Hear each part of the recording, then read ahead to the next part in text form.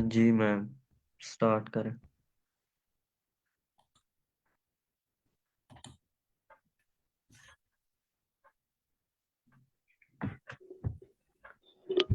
जी sir, just 1 minute.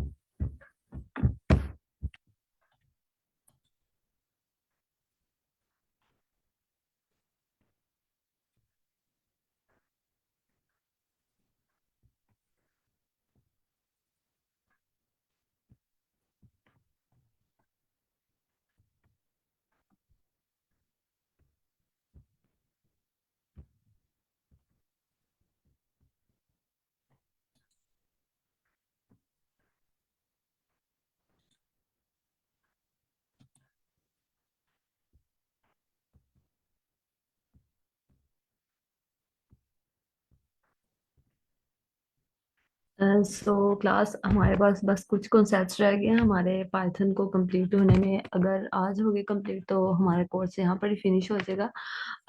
Otherwise अगर कुछ रह गया तो हम कल डिस्कस कर लेंगे। तो हमने पाइथन में बहुत सारे कॉन्सेप्ट्स को देख लिया है। अब तो जस्ट एक बहुत इंपॉर्टेंट कॉन्सेप्ट है रेंज फंक्शन, जो कि हमारा बहुत ज़्यादा हम लोग यूज़ कर रहे होते हैं जब हम लूप फॉर लूप का यूज़ करते हैं। देन हम रेंज फंक्शन का बहुत यूज़ कर रहे होते हैं। सो आज हम रेंज फंक्शन को देखेंगे। और काइंडली मुझे बताइएगा हमने कहाँ से कल मीन्स के प्रीवियस लेक्चर में कहाँ से छोड़ा था।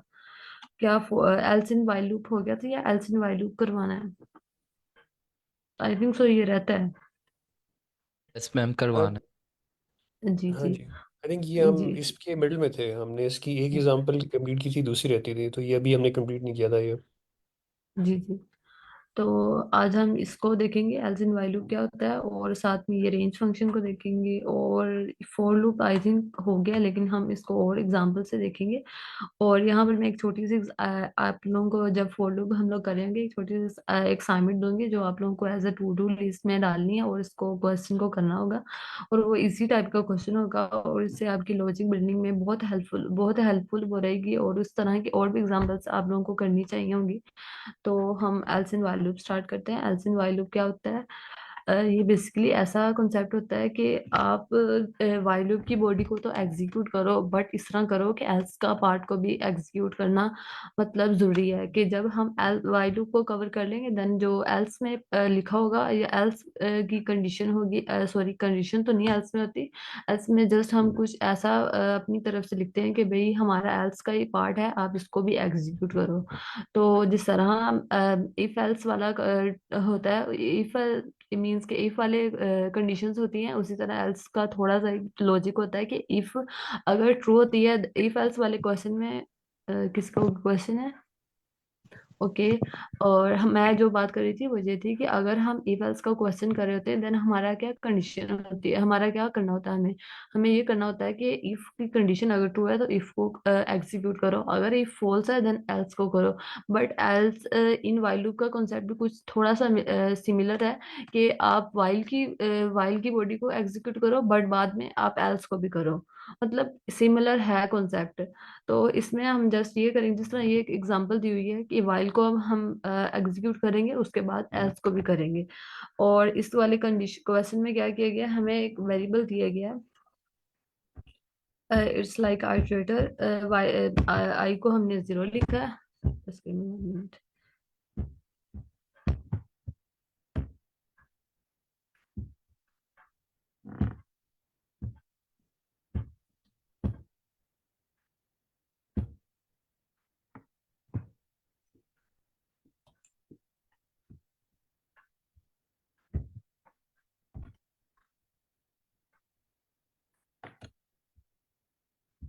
जी, आप ये रन कर दें। ये आपको कह रहा है कि देख लो इस कोड में कोई वायरस तो नहीं है। आप रन कर दें, क्योंकि कोड तो साफ नज़र आ रहा है, इसमें कोई वायरस या ऐसी कोई हार्मफुल चीज़ नज़र नहीं आ रही।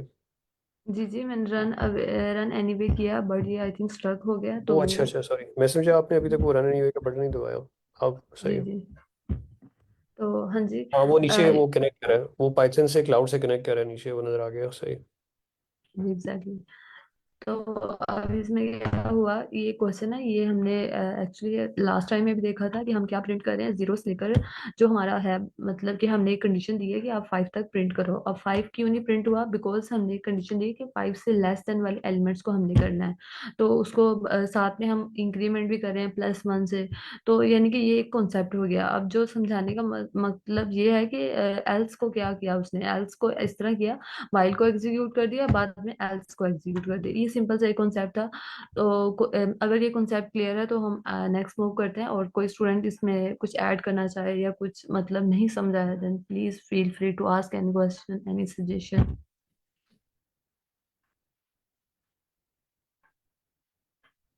चैट में किसी का क्वेश्चन है? No, okay. तो भाई यहाँ पर एक, अगर इसमें हम एल्स हटा दें तो फिर भी आउटपुट तो सेम रहेगी ना? हाँ जी एग्जैक्टली, आउटपुट वही रहेगी। बट ये हमने अपनी तरफ से कर दिया ना कि आप इस तरह करो, एल्स को करो, सॉरी वाइल को करो, बट बाद में एल्स को कर दो। ये हमारी मर्जी है। अगर मैं यहाँ पर इस कंडीशन को ना भी दूं, जस्ट कमेंट आउट कर दूं, देन जो भी हमारा होगा वो वैसे का वैसे चलेगा, जिस तरह ना ये वाला ये भी हुआ होगा। मतलब वाइल की कंडीशन वैसे का वैसे हमारे पास एग्जीक्यूट होगी, वाइल लूप वैसे एग्जीक्यूट होगी। बट ये हमारी मर्जी है, हम एल्स देना चाहें या नहीं देना चाहें, जिस तरह इस क्वेश्चन में हमने किया। अब यहाँ पर एक एग्जांपल है, वेरी इंटरेस्टिंग एग्जांपल, जिसमें हमें बताया गया है कि गेसिंग गेम यूजिंग वाइल लूप, यानी कि हम अब कुछ गेस करेंगे यूजिंग वाइल लूप। अब यहाँ पर क्या दिया गया, एक हमने एलिमेंट दिया गया है, यहाँ पर वेरिएबल करेंगे, इनिशियलाइज करेंगे एक हम अपने इस तरफ से, विच इज सीक्रेट नंबर, और गैस काउंट होगा 0, गैस लिमिट होगा 3। यहाँ पर हम क्या दे रहे हैं, अपना कंडीशन क्या दे रहे हैं, जब हमारे पास गैस काउंट स्मॉलर देन होना चाहिए गैस लिमिट से। मतलब जो हमारा गैस हम करेंगे उसको हमने देखना है कि जब हमारा गैस काउंट हो वो हमारा लिमिट से कम होना चाहिए। जिस तरह यहाँ पर हमने लिमिट दी है कि जब जो हमारा होगा यूजर वो जस्ट 3 टाइम्स तक मतलब करना उसके लिए होगा, उससे ज्यादा हम उसको नहीं देंगे। तो सिंपल यहाँ पर हम जो इंट है ये हमने दिया है, इनपुट ले रहे हैं यूजर से, और यूजर को क्या शो होगा, योर गैस, राइट। मतलब ये हमने लास्ट में देखा था ना कि इनपुट फंक्शन कैसे वर्क कर रहा होता है। सो ये यहाँ पर सिंपल इनपुट फंक्शन को यूज किया, और एक इफ कंडीशन में हम दे रहे हैं अगर हमारे पास सीक्रेट नंबर की इक्वल आ गया, देन हमारे पास जो हमारे पास यूजर की इनपुट है अगर वो इक्वल आ गई, देन सिंपल वहां पर ब्रेक कर दो और काउंट को इंक्रीमेंट कर दो। और अगर इफ कंडीशन फॉल्स है, यानी कि इफ कंडीशन एग्जीक्यूट फॉल्स होगी, देन एग्जीक्यूट नहीं करेगी ना, देन हम क्या करेंगे, अपना लिख देंगे कि जो एक्सीडेड गैस लिमिट, यानी कि इसका मतलब ये हुआ, इफ कंडीशन तब फॉल्स होगी कि हमारे पास जब लिमिट से हम लोग इंक्रीज कर देंगे, और लिमिट क्या दी हुई है, हमने 3 दी है कि यूजर मैक्सिमम 3 टाइम्स ही गैस कर सकता है। और यहाँ पर सिंपल एक मतलब यही हमने किया है कि जस्ट 3 टाइम्स तक हमने उसको यूजर को लिमिट दी है और वो गैस कर रहा है। और जब हमारे पास इफ कंडीशन फॉल्स होगी, देन हम क्या करें, एल्स कर दे, एल्स कर रहे हैं। और यहाँ पर एक और भी कॉन्सेप्ट हुआ, मतलब जो हमारे पास इफ एल्स वाला कॉन्सेप्ट यूज हुआ, वो इस तरह यूज हुआ कि जो इफ है, सॉरी जो वाइल इन एल्स वाला कॉन्सेप्ट है, सेम वही कॉन्सेप्ट है कि वाइल की बॉडी एग्जीक्यूट करेगी और उसके बाद हमारे पास क्या होगा, हमारा एल्स पार्ट को एग्जीक्यूट हम कर रहे हैं। और इसको देख लेते हैं। अब यहाँ पर मैंने दिया उसको 4, हमने सॉरी, अब यहाँ पर मैंने यानी कि सीक्रेट नंबर 5 है, और जो मैंने इनपुट दिया वो 4 दिया। अब हम कह रहे हैं कि दोबारा आप कर लो गैस क्या इक्वल आया या नहीं। अब यहाँ पर मैंने क्या किया, हमारे पास जो सीक्रेट नंबर था वो हमने 5 किया हुआ है। अब यहाँ पर उसने मुझे क्या आंसर दिया कि यानी कि इफ कंडीशन को यहाँ पर एग्जीक्यूट किया और वन कर दिया। और इसका मतलब क्या हुआ कि हमने ये जो लॉजिक लिखा हुआ है इस प्रोग्राम में, सिंपल ये लिखा हुआ है कि हमने क्या करना है कि अपना एक लिमिट देनी है, और उस लिमिट के मतलब तब तक हम लोग इनपुट करते जाएंगे जब तक हमारी लिमिट के इक्वल पहुंचे। बट अगर हमारे पास फर्स्ट केस में ही अगर मैं लिख देती इनपुट में 5, देन हमारे पास उसी टाइम में ये लूप को स्टॉप कर देता। यानी कि जो हमने यहाँ पर क्या किया हुआ है, अगर आपके इक्वल आ जाए, गैस के इक्वल आ जाए, जो हमारा गैस होगा वो इक्वल आ जाए हमारा सीक्वेंट नंबर के, देन क्या आप कर दो, ब्रेक कर दो। और गैस काउंट हम वैसे कर रहे हैं, हर टाइम कर रहे हैं जब हम अपना while loop first time execute होगी, हर टाइम में हम गैस काउंट को इंक्रीमेंट कर रहे हैं 1 से। बट जब हमारा ब्रेक कर जाएगा देन सिंपली हम वाइल लूप से एग्जिट कर जाएंगे, बिकॉज ब्रेक का कॉन्सेप्ट लास्ट टाइम यही पढ़ा था ना। अगर हमारा जो डिजायर्ड कंडीशन सेटिस्फाई करते देन आप क्या कर दो, वाइल लूप से एग्जिट हो जाओ। और कंटिन्यू अगर लिखते हैं देन कंटिन्यू क्या करता है कि आप उसी एक आइट्रेशन को एक दफा स्टॉप करो और मतलब वैसे अपनी वाइल लूप को एंड करो जब तक उसकी कंडीशन सेटिस्फाई हो जाए। सो ये हमारे पास एक वाइल इन एल्स का कॉन्सेप्ट था, और एक छोटा सा हमने प्रोग्राम से हमने देखा कि इस तरह ये सारा वर्क फ्लो हो रहा है, कि हम किस तरह अपना नंबर को करेंगे। और ये हमारे पास डिसाइड आएगा कि अगर हमारे सीक्रेट नंबर की इक्वल आया देन हमें क्या कर दो, लूप से एग्जिट कर दो और एल्स को करो। अब यहाँ पर मैं एक क्वेश्चन पूछना चाहूंगी कि हमारे पास यू एक्सीडेड गैस लिमिट, ये वाला क्यों नहीं आया?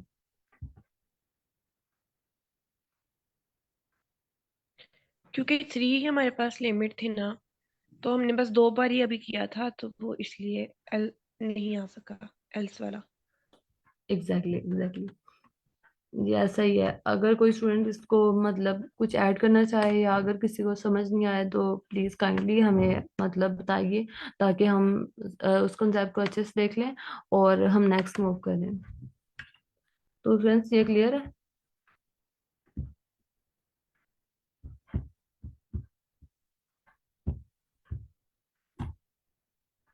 अ, अगर क्लियर है तो मैं रेंज को फंक्शन को हम पढ़ते हैं क्या होता है। तो रेंज फंक्शन क्या होता है, ये हमारे पास एक बेसिकली एक फंक्शन होता है जो बहुत टाइम बहुत ज्यादा हम यूज कर रहे होते हैं।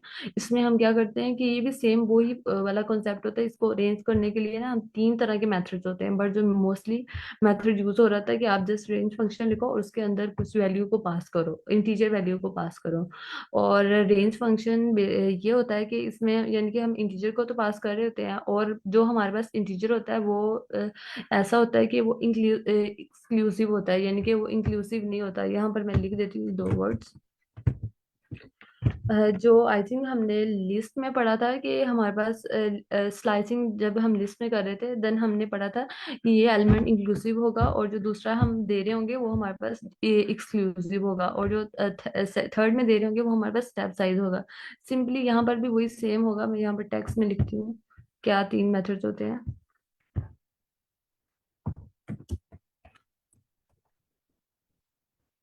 पहला मेथड तो हो गया कि जस्ट आप यहाँ पर लिख दो मतलब कि कहाँ पर हमने स्टॉप करना है। और जो दूसरे तरीका होता है रेंज को यूज करने का, विच इज दिस, कि आप इस तरह करो, स्टार्ट लिखो, स्टार्ट कहाँ से करना है और एंड कहाँ पे करना है।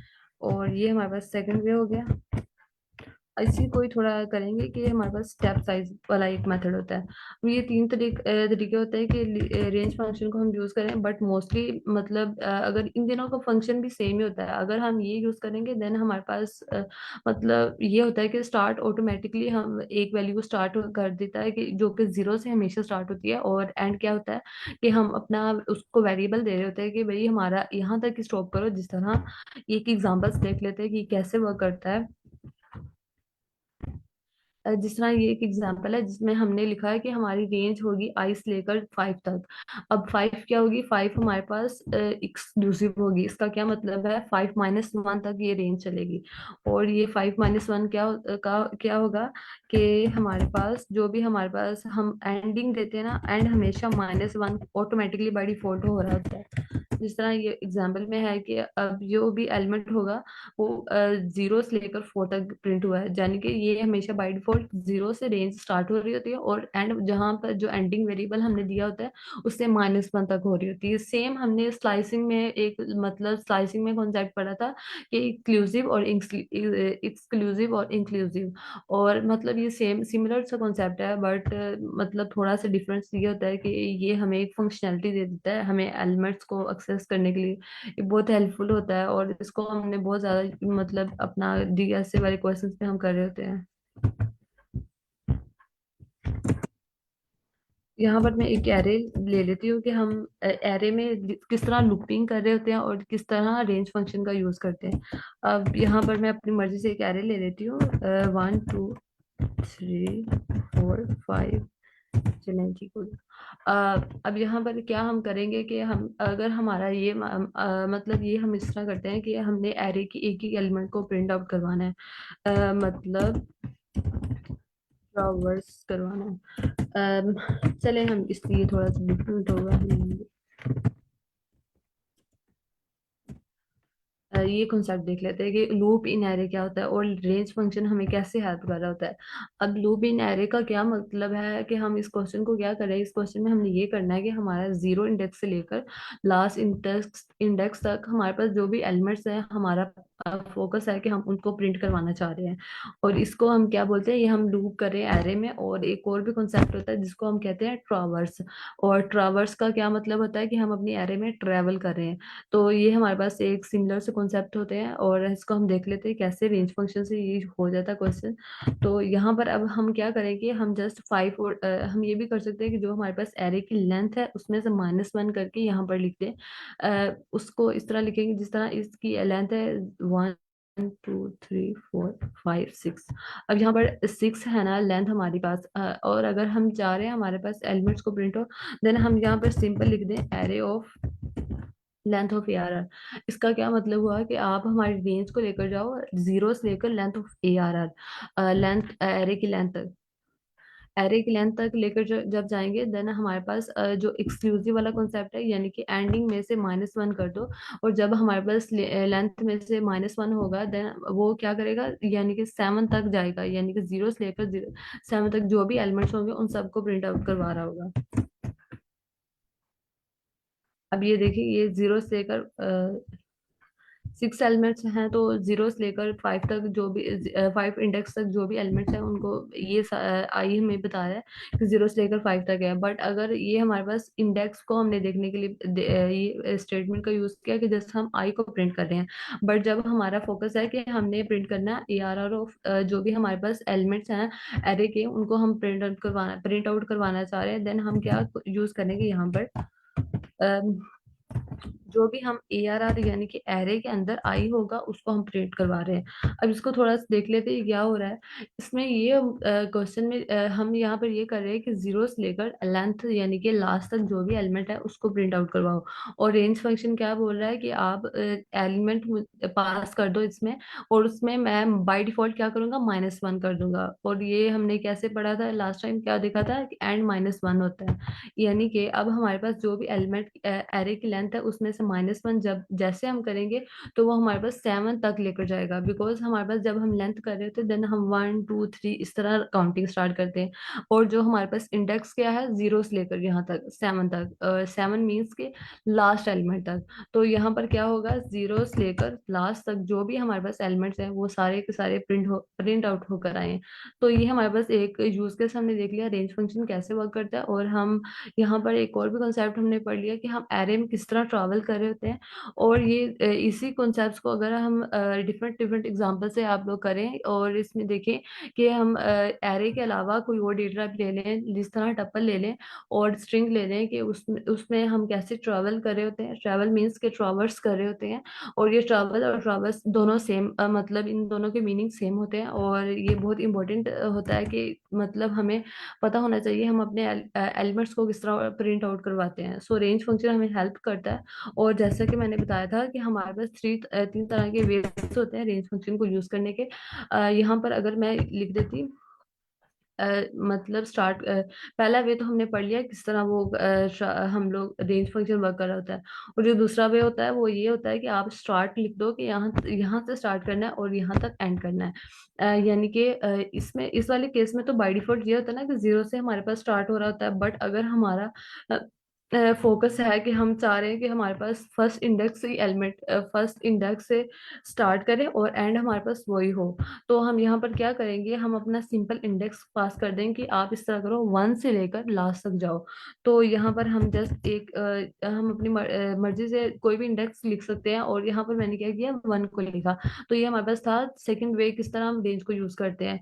बट दोनों का मीनिंग सेम है, और दोनों का मीनिंग सेम इस सेंस में, ये वाला फर्स्ट वाले में हम 0 से बाई डिफॉल्ट स्टार्ट कर रहे होते हैं, और दूसरे वाले में अपनी मर्जी से कोई भी इंडेक्स देते हैं कि यहाँ से लेकर यहाँ तक एंड करना है। और जो थर्ड वे होता है उसमें हम ये लिखते हैं कि हमारा स्टार्ट यहाँ से होना चाहिए एंड यहाँ तक होना चाहिए, और स्टेप साइज ये होना चाहिए। स्टेप साइज बाई डिफॉल्ट तो 1 होता है, बट अपनी मर्जी से अगर हम चाह रहे हैं हमारे पास एक एलिमेंट प्रिंट हो और एक हम स्किप करें, फिर सेकंड एलिमेंट प्रिंट हो, और इसी तरह थर्ड को हम स्किप करें एंड फोर्थ एलिमेंट प्रिंट हो। अब ये क्या हो गया, स्टेप साइज 2 का, राइट। तो यहाँ पर हम फिर अपनी देख लेंगे, यहाँ पर कोमा लिखेंगे और अपना स्टेप साइज को एज इंटीजर पास करेंगे।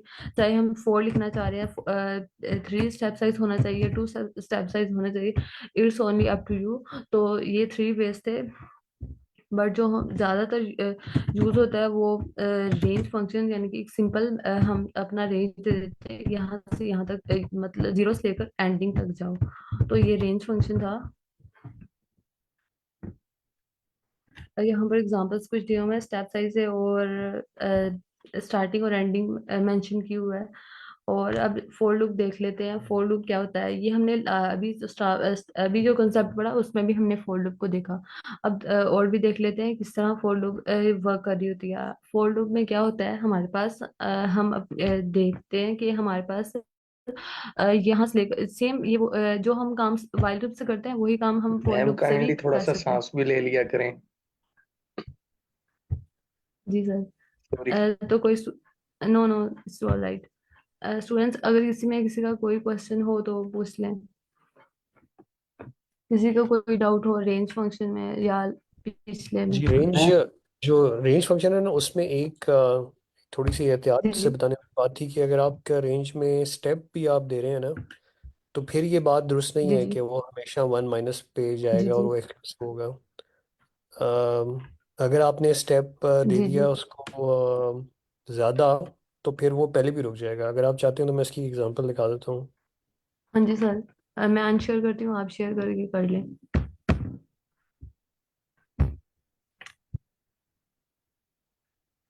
जी सर, शेयर कर लें। श्योर। जी मेरी स्क्रीन नज़र आ रही है। जी जी अच्छा, अब अगर इस एग्जांपल को मैं आपके सामने रन करता हूँ, तो आपको लगा तो यही होगा कि यार हमने रेंज में 10 तक बोला था, तो इसको तो 9 तक जाना चाहिए था।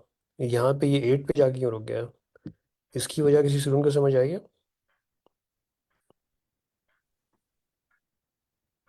टू का स्टेप यस सर, आगे स्टेप साइज 2 है तो वो Step size 2. 9 के बाद वो बढ़ जाता था। हाँ, सो यानी बेसिकली वो ये कहना चाह रहा है कि ये बात हमें जो पहले स्टार्ट में मैंने बताई वो यही थी कि 10 जो है ना वो उसकी रेड लाइन है, वो इस रेड लाइन को क्रॉस नहीं कर सकता। तो चूंकि वो इस रेड लाइन को क्रॉस नहीं कर सकता, हम उसको जो स्टेप देंगे ना, जिस स्टेप के ऊपर जाके वो आगे जाके देखेगा तो वो देखेगा यार ये तो मैं इधर तक पहुंच गया हूँ, तो वो उससे आगे नहीं जाएगा। अभी वो 8 तक पहुंच चुका था, तो 8 में अगर मैं 2 का इजाफा करता इसी लूप के अंदर जाके, तो 8 + 2 क्या हो जाना था? 10 हो जाना था। और 10 तक वो जा नहीं सकता, तो इसलिए वो 9 तक भी नहीं गया, वो 8 पे जाके रुक गया। तो ये बात जो हम कह रहे हैं कि रेंज फंक्शन के अंदर वो हमेशा एक्सक्लूसिव होता है, तो इसका ये मतलब लाजमी आप अपने ध्यान पे ये ना रखें कि वो -1 ही होता है। वो -2 भी हो सकता है, -3 भी हो सकता है, -5 भी हो सकता है, अगर आपने स्टेप जो है वो अपना 1 से ज़्यादा रखा हुआ है। अब एक और एग्जांपल ले लेते हैं। यहाँ पे मैं अपना स्टेप को बहुत बढ़ा देता हूँ, मैं अपना स्टेप जो है ना वो बाय मे बी 4 करना शुरू कर देता हूँ। तो अब वो क्या करेगा? अब भी खैर वो 8 तक ही पहुंचा, मे बी मैं अपना स्टेप 6 कर देता हूँ, जिसमें आपको शायद ज़्यादा क्लियर नजर आएगा ये। अब वो सिर्फ 0 और 6 पे जाके रुक गया है। अब 10 क्या, 9 क्या, 8 क्या, अब तो वो 6 से भी आगे नहीं गया। यहाँ 6 से आगे क्यों नहीं गया वो? क्योंकि फिर क्योंकि मैंने एक स्टेप मिले ही नहीं। क्योंकि जी 6 पे अगर वो आगे जाता तो उसने 12 तक पहुंच जाना था, और 10 तो उसकी रेड लाइन है, 10 को तो वो क्रॉस ही नहीं कर सकता। तो इसलिए उसने कहा भाई अब मैं 6 पे आके रुक जाता हूँ, क्योंकि मैं 6 से आगे जाऊंगा ना तो मैंने 12 तक पहुंच जाना है, और अगेन ये एक्सक्लूसिव है, तो मैं 10 को टच नहीं कर सकता। तो ज़रूरी नहीं होता कि वो हमेशा 9 पे जाके रुके, ये चीज़ आपको आपके लिए समझना ज़रूरी था। यानी इसीलिए हम कहते हैं कि एक स्टेप पहले जाके रुकता है। जब भी हमें कहना चाहिए ना कि रेंज में जो लास्ट हमारी रेंज होती है उससे एक स्टेप, इसको यूँ कहना चाहिए कि एक स्टेप पहले जाके रुकता है, ना कि -1 जाके रुकता है। क्योंकि -1 से आप अपने जहन में ये हमेशा सोच के बैठ जाएंगे कि यार 10 है तो ये 9 पे रुकेगा, लेकिन आपका लूप तो 9 पे जाकर रुक नहीं रहा होगा, आपका लूप तो पहले ही रुक रहा होगा, तो फिर आपको समझ नहीं आएगी कि क्यों काम नहीं कर रहा। सो स्टेप को देखें बाय डिफ़ॉल्ट। अगर आप ये वैल्यू ना दें तो बाय डिफ़ॉल्ट स्टेप जो होता है वो 1 ही होता है। उस केस में ये जिस तरह चल रहा है उसी तरह चलेगा। लेकिन अगर आपने स्टेप दे दिया है तो just be to be very of this fact कि अगर मैंने स्टेप दे दिया है यहाँ पे, तो फिर ज़रूरी नहीं है कि वो हमेशा उधर ही आके रुके। मज़े की बात है कि अब मैं ऐसा स्टेप देता हूँ जो कि 3 है, तो ये इत्तेफाक से 9 पे जाके रुक जाएगा, क्योंकि 9 इसकी बाउंड्री के अंदर आ गया था। 9 से आगे ही नहीं गया, क्योंकि 9 से आगे जाता तो फिर 9 + 3 12 हो जाना था, और 12 फिर 10 से आगे चला जाना था। इसलिए ये एक छोटा सा एक मैंने सोचा कि मैं आपको ये एक चीज़ ऐड कर दूं। जो पहले मैडम ने बात की कि वो हमेशा -1 पे जाएगा, वो -1 पे हमेशा नहीं जाएगा, वो एक स्टेप पहले जाके रुक जाएगा, यूँ कहना चाहिए हमें। Is this clear? Yes sir, very nice, Yes, बहुत sir. अच्छा आपने एक्सप्लेन किया। जी, थैंक यू।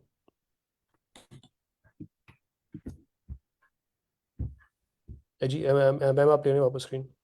जी जी।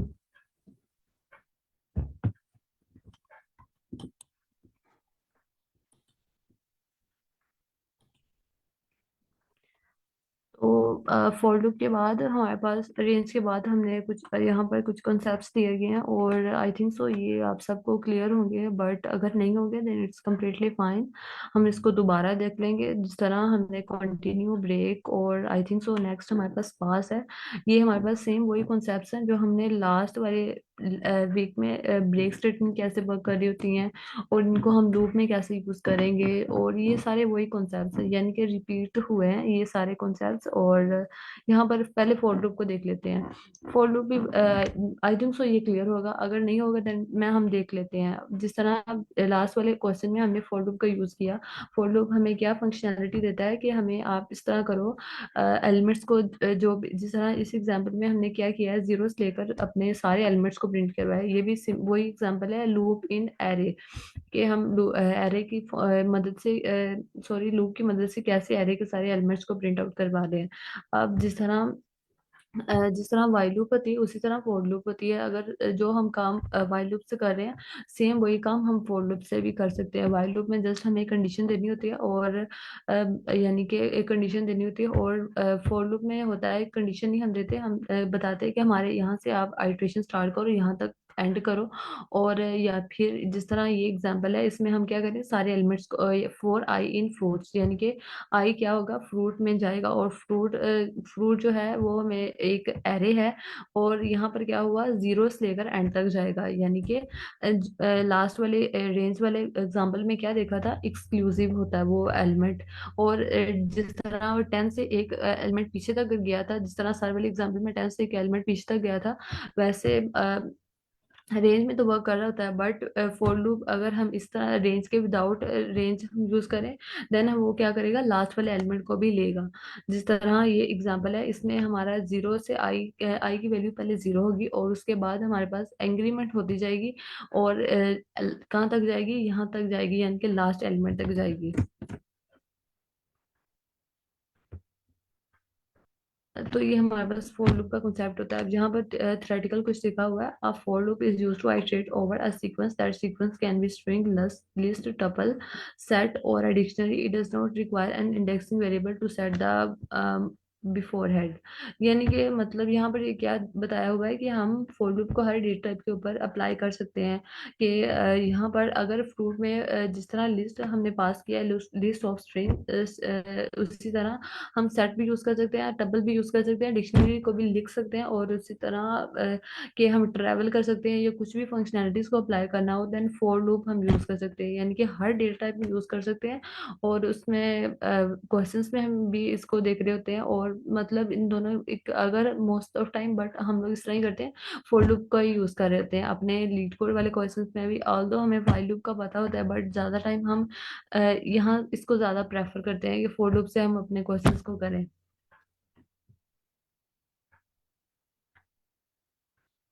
उसी तरह ये अभी एक लिस्ट वाली एग्जांपल है, इसमें हमने क्या बोला है कि हमें आप इस तरह करो, जीरो से लेकर लास्ट तक जो भी एलिमेंट है लिस्ट का, यानी कि जो भी स्ट्रिंग है उसको क्या करो, प्रिंट आउट करो। अब उसने क्या किया कि हर एलिमेंट को प्रिंट आउट किया है, इवन दो स्पेसिस को भी, और हर एलिमेंट को, स्ट्रिंग के हर एलिमेंट को प्रिंट आउट किया। और यहाँ पर एक और एग्जांपल सेम वही दी हुई है कि हम लिस्ट में कैसे फॉर लूप का यूज कर रहे हैं। यहाँ पर कुछ इजी इजी लेवल्स की एग्जांपल्स दी हैं, आई थिंक तो आप लोगों को ये क्लियर होंगी, और ये थोड़ी सी है, हम इसको देख लेते हैं इसमें क्या किया है। इसमें आई थिंक लीनियर सर्च की है। तो ये हमारे पास एग्जांपल है सर्चिंग की, कि हम फॉर लूप के जरिए कैसे सर्च कर रहे होते हैं।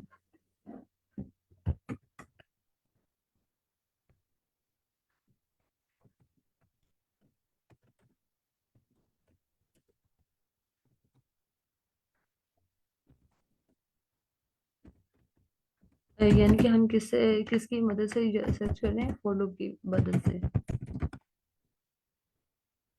और सर्च में क्या होता है कि हमारे पास एक टारगेट दिया होता है, टारगेट मतलब कि हमारे पास एक की दी होती है, और हम क्या कह रहे हैं कि हमारे पास जो हमारे पास दिया हुआ है, डेटा टाइप दिया हुआ है, यहाँ पर इस केस में हमारे पास क्या दिया हुआ है, एरे दिया हुआ है, और एरे में हमने क्या करना है, सर्च करना है कि हमारे पास जो टारगेट है वो किस इंडेक्स के ऊपर दिया गया है।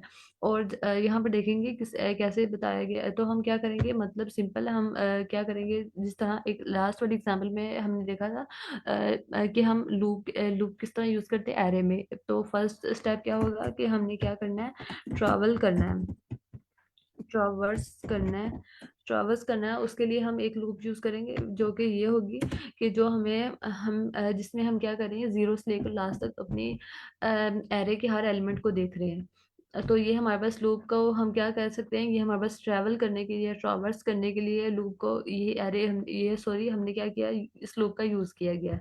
और इस लूप का यूज कैसे किया है कि हमारे पास एलियन ऑफ आर तक हमारे पास जाएगी। हमारा जो आई आइटरेटर है वो जीरो से स्टार्ट होगा और एलियन ऑफ ARR तक जाएगा, यानी कि एरे की लेंथ तक जाएगा, और जीरो से लेकर लास्ट तक हर एलिमेंट को देखेगा।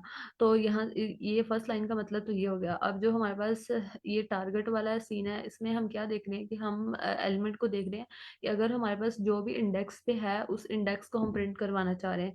इस केस में 0 1 2 3 4 इंडेक्स पे हमारे पास 9 दिया हुआ है। अब यहाँ पर हम क्या देंगे, एक कंडीशन लगाएंगे कि जब हमारे पास जो ARR ऑफ आई वो इक्वल आ जाए टारगेट के, देन आप क्या प्रिंट करो, उस एलिमेंट को, उस इंडेक्स को प्रिंट करो।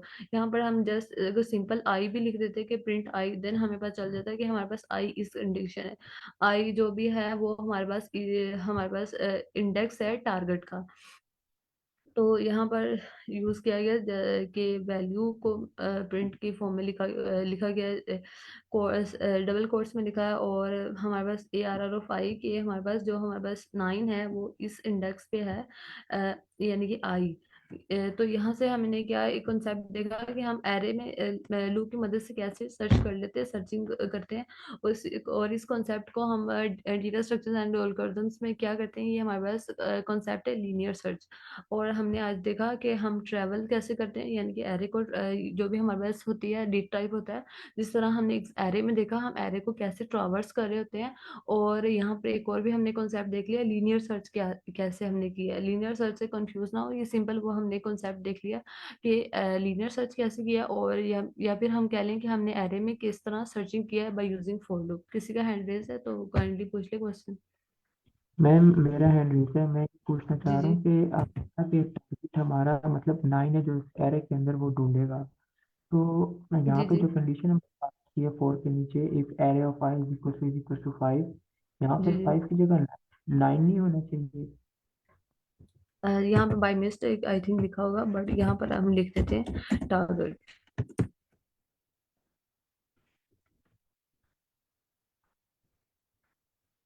अब यहाँ पर सेम वही मतलब काम हुआ है, बाय मिस्टेक आई थिंक लिखा गया हो ना 5। तो हमने क्या किया, टारगेट को फाइंड आउट किया, यानी कि जो हमारे पास की है वो हमारे पास 9 है। की का मतलब जो हम फाइंड आउट कर रहे हैं, जो हम चाह रहे हैं कि हमें पता चल जाए किस इंडेक्स में पड़ा हुआ है। तो यहाँ पर सिंपली टारगेट लिखा होगा और लिखेंगे हम, और यहाँ पर हमें वैल्यू हमने जो दी है वो 9 है, और हमारे पास जो इंडेक्स आया है वो 4 है, यानी कि जो 9 है वो 4 इंडेक्स के ऊपर वैल्यू पड़ी हुई है। मैम हम इसको इस तरह, ये जी जी हाँ जी। मैम जैसे पिछले क्वेश्चन में आपने किया for I in simple array, इधर भी हम इस तरह लिख सकते हैं फॉर आई इन एरे कर सकते हैं ये रेंज की जगह पे। हाँ जी, हम लिख लेते हैं।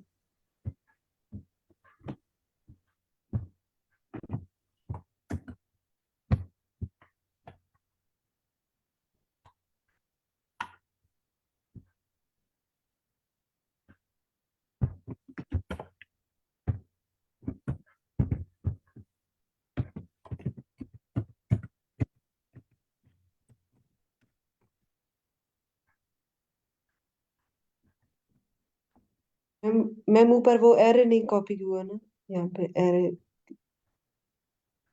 राइट।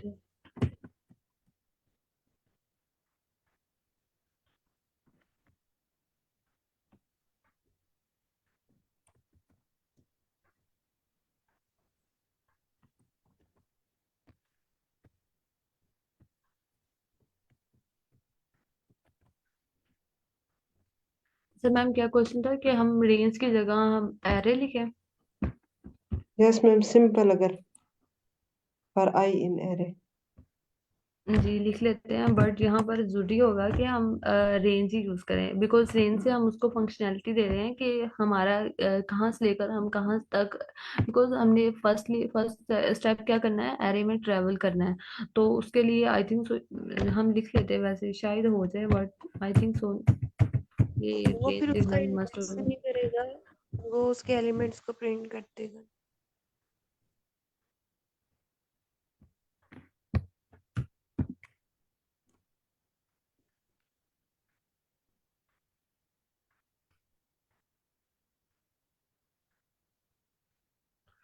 एरर आ रहा है कि आउट ऑफ रेंज है, कि हमने रेंज यहाँ पे मेंशन नहीं की कि हमारे पास जो हमारे पास मतलब एरे का जो भी हमारे पास इंडेक्स होगा वो हमें रेंज के जरिए हमने मेंशन करना होता है। तो हमारे पास जरूरी होगा कि हम जब भी ट्रेवल करें तो जरूरी है कि यहाँ पर रेंज लिखें।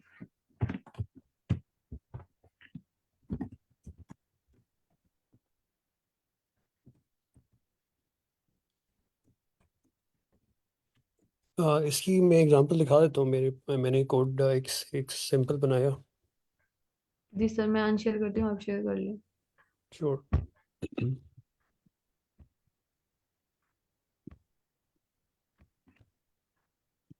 मुझे ये राइट्स हैं, अच्छा जी राइट्स हैं मुझे, ठीक है। जी मेरी स्क्रीन नज़र आ रही है? Yes sir. ओके, सो ये लीनियर सर्च की जो एग्जांपल हमें मैंने दिखाई वो क्या है कि मिसाल के तौर पे हमारे पास एक डेटा की एरे है। इस डेटा में मैंने नंबर डाल दिए ज़ीरो से लेके ना। मैंने ये किया है कि मैंने नंबर्स को स्टार्ट भी ज़ीरो से कर दिया ताकि आप लोगों के लिए समझना आसान हो जाए। सो ज़ीरो इंडेक्स पे जो नंबर पड़ा हुआ है वो ज़ीरो है, फर्स्ट इंडेक्स पे जो नंबर पड़ा हुआ है वो वन है, और इसी तरह ये आगे जा रहा है। तो मे बी हम ज़्यादा नंबर डाल देते हैं, 11 12 तक डाल देते हैं। तो उसके बाद हमने एक फॉर लूप लगाया है, और हमने कहा है कि इसकी जो लेंथ ऑफ डेटा है जो कि इस वक्त 13 होगी, राइट। जो टोटल लेंथ है इस वक्त हमारी अरे की वो बेसिकली 13 है। तो इस वक्त हमारी एरे की लेंथ 13 है। सो ये बेसिकली 0 से लेके 12 तक जाएगा, राइट। जब आप रेंज के अंदर कुछ भी ना लिखें, सिर्फ एक नंबर लिख दें, तो वो 0 से लेके उस नंबर से एक पहले तक जाता है बगैर किसी स्टेप के। तो ये 0 से लेके 12 तक जाएगा, और यहाँ पे आई के अंदर आपके पास पहली दफ़ा 0 वैल्यू आएगी, दूसरी दफ़ा 1 आएगी और ये 12 तक जाएगी। अब आपने यहाँ पे लिख दिया कि अगर मेरे इस डेटा के ith इंडेक्स की वैल्यू 9 के बराबर है तो ये मैसेज प्रिंट कर दो कि मुझे 9 मिल गया, और किस इंडेक्स पे मिला उस इंडेक्स का नाम भी यहाँ पे मेंशन कर दो, बल्कि यहाँ पे हम लफ्ज़ इंडेक्स भी लिख देते हैं। तो अब अगर हम इस लूप को रन करेंगे तो उसको वो कह देता है कि मुझे 9 जो है वो 9th इंडेक्स के ऊपर मिल गया। अब जो इससे पहले एक स्टूडेंट का सवाल था, अ, वो ये था कि हम ये काम इस तरह क्यों कर रहे हैं, हम ये काम इस तरह क्यों नहीं कर सकते थे कि मैं कहता for J in data if J is equal to 9 print found J at found 9 at index, और यहाँ पे मैं अब जे की वैल्यू प्रिंट करता हूँ। ये आपको वो डिज़ायर्ड रिजल्ट नहीं देगा, लेकिन हम पहले इसको चला के देखते हैं, फिर देखते हैं कि ऐसा क्यों हो रहा है।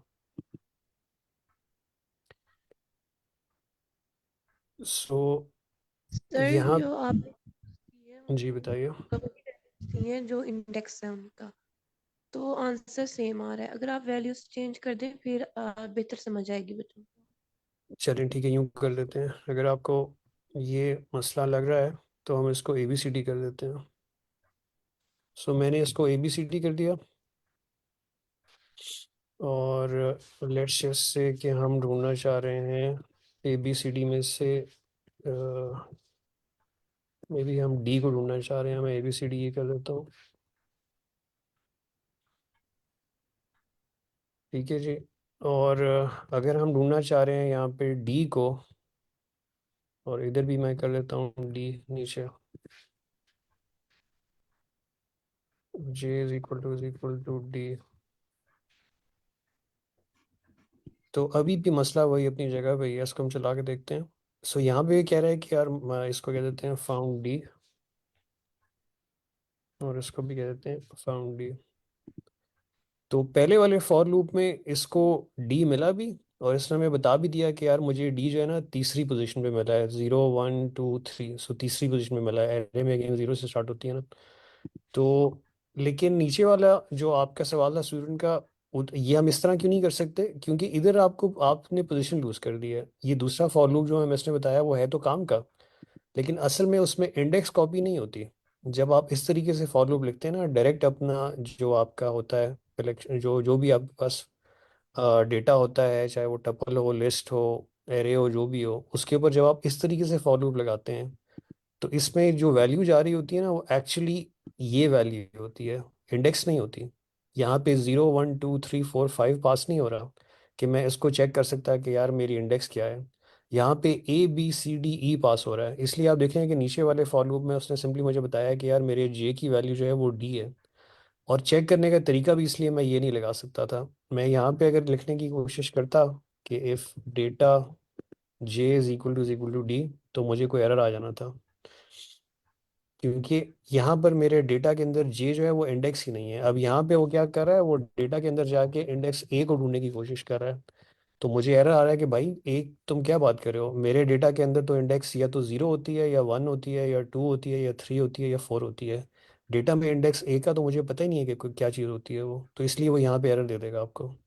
इसलिए आप यहाँ पर इस तरीके से नहीं सर्च कर सकते। अगर आप अपना दूसरा वाला फॉर लूप लगाएंगे तो उसमें फिर आप इसी तरीके से सर्च करेंगे कि जो वैल्यू मेरे पास आ रही है वो डायरेक्ट ये वैल्यू है, वो वैल्यू डी के बराबर है या नहीं। इसलिए उस तरह की प्रॉब्लम्स जहाँ पे आपको इंडेक्स की भी ज़रूरत हो और वैल्यू की भी ज़रूरत हो, उसमें आप या तो ये वाला काम करें, या आप एक और काम भी कर सकते हैं। अगर आप में से कोई बहुत एडवांस्ड स्टूडेंट देखना चाह रहा है इसको, तो एक तरीका ये होता है कि आपको दोनों वैल्यूज़ मिल सकती हैं। उसके लिए आप एक फंक्शन यूज़ करते हैं, आई डोंट नो ये हमने इससे पहले पढ़ा या नहीं पढ़ा, एन्यूमरेट का। ये एक स्पेशल फंक्शन है जो कि एक ही वक्त में आपको इंडेक्स भी रिटर्न कर देता है अपनी एरे के अंदर, यानी आपको ये यहाँ पे 0 भी रिटर्न कर देगा, और वैल्यू के अंदर आपको ए भी रिटर्न कर देगा। यहाँ पे आपको ये 1 भी रिटर्न कर देगा और बी भी रिटर्न कर देगा। एक ही वक्त में आपको दो वैल्यूज़ ये रिटर्न कर देता है एन्यूमरेट का फंक्शन जो है। इसकी एग्जांपल के लिए मैं इसको हम ज़्यादा कॉम्प्लिकेट नहीं करते, लेकिन मैं सिंपली फ़िलहाल आपको इंडेक्स और उसकी वैल्यू जो है ना वो प्रिंट करा के दिखा देता हूँ इस वाले लूप के अंदर। सो ये लूप भी हम रन करते हैं, सबसे लास्ट में चलें उसको रन कर देते हैं।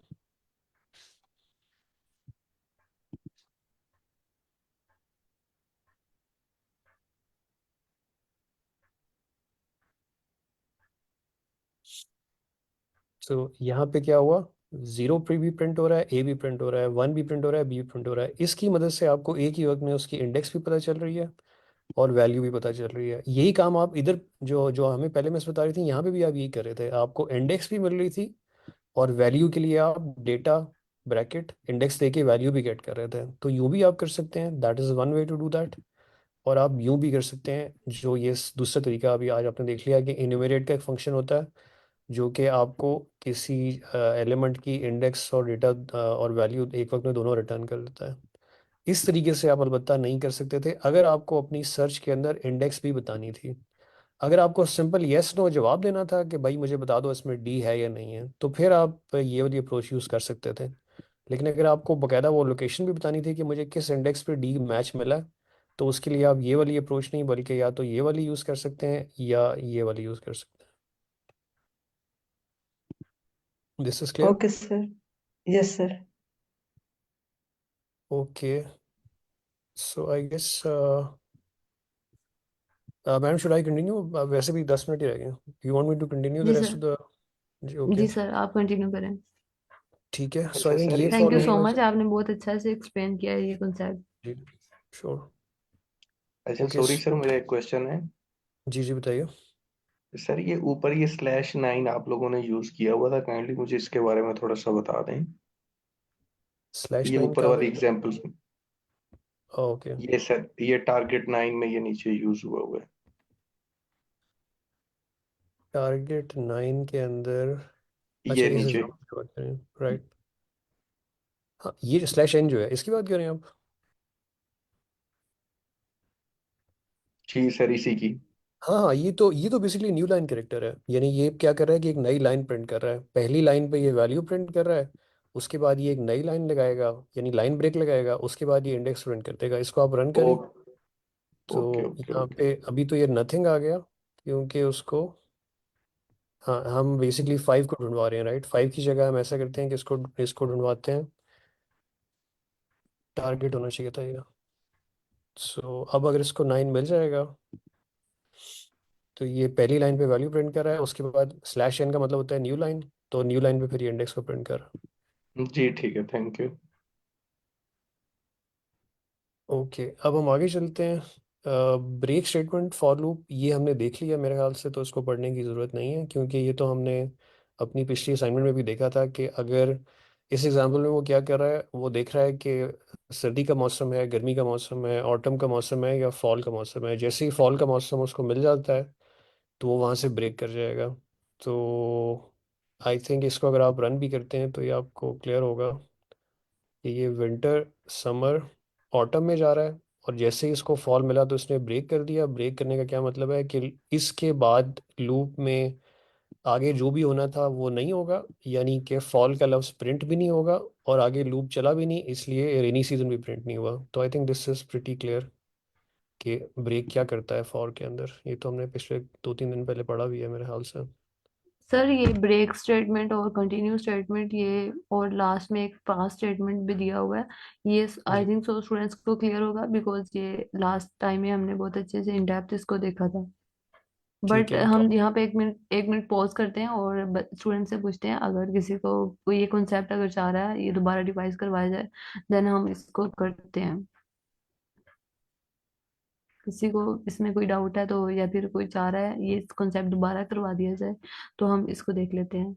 Anyone please? Break statement, if statement, sorry, break, continue and pass.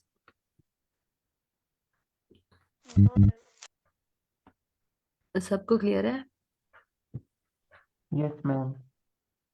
Sir Ishaq, I think आप यहाँ पर न्यू है तो अगर आप इसको मतलब चाह रहे हैं कि एक्सप्लेन कर दिया जाए तो हम इसको एक्सप्लेन कर लेते हैं। मैम एक चैट में जी भी यस मैम। रीड कर दें। सर आप एक दफा ओवरव्यू दे दें इन तीनों का, रे ओके, ठीक कंटिन्यू है एंड पास। ठीक है, फिर हम कर लेते हैं। सो हम यहाँ पे जाते हैं। Okay, so basically break statement इसलिए इस्तेमाल होती है कि आपको अपने लूप, आप फैसला करते हैं कि यार मुझे लूप को मज़ीद नहीं चलाना। यानी इस एग्जांपल में अगर आप देखें तो हम यहाँ पे क्या कर रहे थे कि हम अपने लूप में हमें एक एक लिस्ट दी गई थी। उस लिस्ट के ऊपर हम एक फॉर लूप की मदद से उसको इटरेट कर रहे थे। और वहाँ पे हमारे पास लिस्ट में जो भी सीज़न की वैल्यू आ रही थी ना, उस सीज़न की वैल्यू को हम यहाँ पे प्रिंट करा रहे थे। लेकिन आपने फैसला किया कि नहीं जी, मुझे जब मेरा फॉल का सीज़न मिल जाएगा ना, तो मैंने अपने लूप को मज़ीद नहीं चलाना। तो जब आप इस तरह का फैसला करें कि मुझे मज़ीद लूप को चलाने की ज़रूरत नहीं है, चाहे वो लूप फॉर हो चाहे वो लूप वाइल हो, दोनों केसेस में आप ब्रेक की स्टेटमेंट को इस्तेमाल कर सकते हैं। तो इस एग्जांपल में आपने देखा कि जब हमने यहाँ पे ब्रेक स्टेटमेंट लगाई तो उसकी वजह से क्या हुआ कि पहली बारी तो विंटर चला, समर भी चला, ऑटम भी चला। लेकिन आपने क्या कह दिया कि जैसे ही मेरे आई की वैल्यू, यानी आई की वैल्यू इसमें इस वक्त ये सीज़न की वैल्यू आ रही है इस लिस्ट से, तो आई की वैल्यू जैसे ही फॉल हो जाए, जो कि इस नंबर पे आपको आ गई, मिल गई लूप की चौथी बारी में, तो वो ब्रेक हो गया। और ब्रेक होने की वजह से इसने बाद का जितना भी सेक्शन था ना लूप का, उसको एग्जीक्यूट ही नहीं किया और वो लूप से बाहर आ गया। इसीलिए इसकी आउटपुट में आपको नज़र आ रहा है कि विंटर समर ऑटम तो प्रिंट हुआ, लेकिन फॉल प्रिंट नहीं हो सका क्योंकि आपने प्रिंट की स्टेटमेंट को बाईपास करा दिया, आपने ब्रेक कर दिया था अपने लूप को। और ना ही रेनी सीजन प्रिंट हो सका क्योंकि आपने ब्रेक कर दिया था। इसको अगर मैं ब्रेक की जगह कंटिन्यू लिख दूं तो फिर क्या होगा? इसी का कोई गेस है स्टूडेंट का कि यहाँ पे क्या प्रिंट होगा? सर फिर ये जी फिर फॉल, सारे सीजन आ जाएंगे। नहीं, गलत जवाब। सर ये फॉल नहीं आएगा, बाकी सारे आ जाएंगे। फॉल नहीं आएगा। सर फॉल नहीं आएगा, बाकी सारे सीजन आ जाएंगे, राइट। सो अब इसको रन करके देखते हैं। सो क्या हुआ कि विंटर समर ऑटम तो आया, लेकिन जैसे ही फॉल आया तो हमने बोला यार ऐसा करो, इस बारी लूप को छोड़ दो, इस बारी जो बकाया लूप है ना उसको चलाना बंद कर दो, लेकिन अगली बारी में वापस चले जाओ। ऐसा नहीं है कि लूप को छोड़ के बाहर निकलाओ। सो ये वाला राउंड स्किप कर दो, रेस्ट ऑफ द राउंड जो था। तो वो इस वाली प्रिंट स्टेटमेंट को स्किप कर देगा जो कंटिन्यू के बाद आ रही है, तो वो फॉल को प्रिंट नहीं करेगा, लेकिन वो फिर आप वापस जाएगा अगली बारी आई की वेरिएबल के अंदर। जब रेनी सीजन आ गया होगा तो रेनी सीजन को भी प्रिंट कर देगा। तो ये फ़र्क होता है ब्रेक और कंटिन्यू के अंदर। आई होप ये स्टूडेंट्स को क्लियर हो गया होगा जिन्होंने पहले क्लास नहीं ली थी।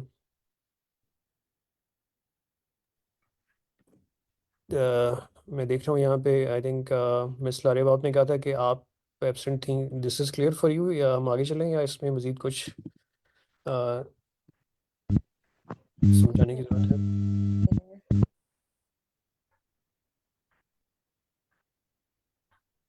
Okay, so I guess we can move forward then. Yes sir. Okay, so continue भी हमने देख ही लिया। ये तो मुझे लग रहा है कि कॉपी पेस्ट ही हो रहा है। Yes sir. एल्स, जी एल्स भी हमने देख लिया, राइट। जिस तरह अभी हमें मिस ने स्टार्ट में बताया कि जैसे वाइल का एक एल्स ब्लॉक होता है, इसी तरह फॉर लूप का भी एक एल्स ब्लॉक होता है, जिसका मतलब बेसिकली ये है कि जब आपके फॉर सो एस जब ख़त्म हो जाएगी तो उसके बाद आपका एक एल्स ब्लॉक में जो कोड लिखा हुआ है वो एग्जीक्यूट हो जाएगा। टू बी ऑनेस्ट, ये जो एल्स ब्लॉक है ये यूजली इतना इस्तेमाल नहीं होता, इसलिए इसको इतना ज़्यादा आपको समझने या इसको रिसर्च करने की ज़रूरत भी नहीं होगी। अक्सर प्रोग्रामिंग लैंग्वेजेस में तो बल्कि होता भी नहीं है, ये सिर्फ मैंने पाइथन में देखा है। आपको इस तरह की ज़रूरत नहीं होती है। ये पहले भी आई थिंक स्टार्ट में किसी स्टूडेंट ने हमसे सवाल पूछा था कि जी मैं अगर ये ना लिखता एल्स तो फिर क्या होना था। तो उसका जवाब ये है, आप सही कह रहे हैं, फिर भी कुछ नहीं होना था। जिस तरह अभी हो रहा है उसी तरह चलते रहना था। तो इस सेल्स की कोई खास तुक भी नहीं है, कोई ज़रूरत भी नहीं है। मुझे तो समझ नहीं आता कि ये क्यों है, लेकिन बस ये एक लैंग्वेज का फीचर है तो आपको पता होना चाहिए। क्या पता कोई लिख रहा हो इस तरह का कोड। वरना अगर आप इस सेल्स ब्लॉक को स्किप कर दें अपने लूप के बाद और अपने इस प्रिंट स्टेटमेंट को सिंपली फॉर के लेवल पे ले आएं, अपने लूप के लेवल पे ले आएं, तब भी आपको आउटकम वही मिलेगी जो आपको उसके अलावा मिल रही थी। हम आगे चलते हैं। पास स्टेटमेंट ये भी हमने पढ़ ली थी। सो पास स्टेटमेंट का मकसद ये होता है कि आपने पाइथन के अंदर ना आप अपना कोई भी कोड ब्लॉक एम्प्टी नहीं छोड़ सकते। आपने कोड ब्लॉक का क्या मतलब है, जब आपने एक दफ़ा ये कोलन लिख दिया, चाहे आप फॉर लूप लिख रहे थे, चाहे आप इफ लिख रहे थे, चाहे आप वाइल लिख रहे थे उसके, या आप अपना कोई फंक्शन डिफाइन करने जा रहे थे, आप कुछ भी कर रहे थे जिसके जिसके लिए आपको ये कोलन की ज़रूरत है, इस कोलन को लिखने के बाद अगर आपने अपने उस ब्लॉक को खाली छोड़ दिया ना, तो पाइथन उसको मानता नहीं है। क्योंकि पाइथन को ये नहीं, ये लैंग्वेज कंपाइलर फीचर है, कंपाइलर आपका कोड समझ नहीं सकेगा, उसको इंटरप्रेट ही नहीं कर सकेगा अगर आपने ब्लॉक खाली छोड़ दिया। तो इस वजह से पाइथन ने आपको एक पास के नाम से स्टेटमेंट दी हुई है कि यार आप इसको लिख लिया करो, इससे मुझे पता चल जाएगा कि आपने ये कोड ब्लॉक खाली नहीं छोड़ा हुआ, और मैं आपको एरर नहीं दूंगा। अगर आपने पास ना लिखा तो फिर मसला हो जाएगा। आप में से वो लोग जो कि दूसरी प्रोग्रामिंग लैंग्वेजेस में काम करते हैं, उनको पता होगा कि दूसरी प्रोग्रामिंग लैंग्वेजेस में आमतौर पे कोड ब्लॉक को डिफाइन करने के लिए ये करली ब्रैकेट्स दी जाती हैं, जहाँ से आपको पता चलता है कि यहाँ से आपका फंक्शन या आपका ब्लॉक शुरू हो रहा है और इस ब्रैकेट पे जाके ख़त्म हो रहा है। लेकिन चूंकि पाइथन में वो ब्रैकेट्स होती नहीं है, पाइथन को इसलिए समझ नहीं आती कि मैं खाली ब्लॉक को कैसे समझूं। जावा में, जावा स्क्रिप्ट में, सी में तो आप ये कर सकते हैं ना कि आप ये खाली ब्रैकेट लिख दें और कोड इसमें ना लिखें, तो वो समझ जाता है कि यार ये खाली छोड़ा हुआ है इसने कोड, ये बाद में आके उसको पूरा कर देगा। लेकिन पाइथन को ये समझ नहीं आती, क्योंकि पाइथन में ये ब्रैकेट्स होती नहीं है, इसलिए वहाँ पे आपको ये पास स्टेटमेंट देनी पड़ती है। ये भी हमने पढ़ लिया था वैसे।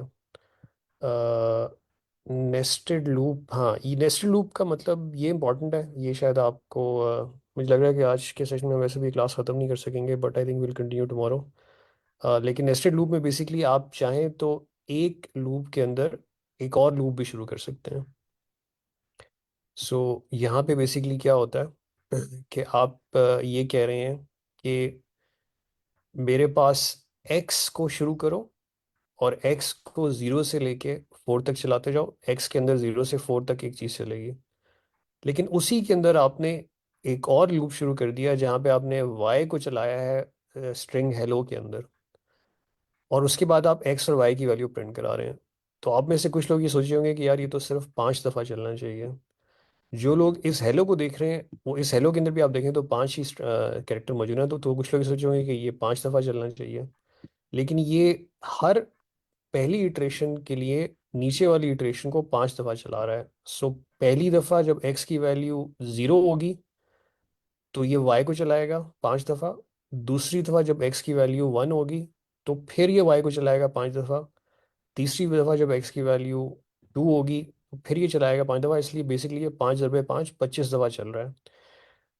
ये बहुत इंपॉर्टेंट कॉन्सेप्ट है टू अंडरस्टैंड, क्योंकि इसी में जब आप इवेंचुअली अपने एल्गोरिदम्स और उनकी कम्प्लेक्सिटी को समझने की कोशिश करेंगे ना, तो आपको पता चलेगा कि कहने को तो ये आप 5 दफ़ा आपको लग रहा है कि ये चलना चाहिए, लेकिन 5 दफ़ा नहीं बल्कि 5 स्क्वायर्ड, जिसको n² कहते हैं, राइट, n² या 5 स्क्वायर्ड।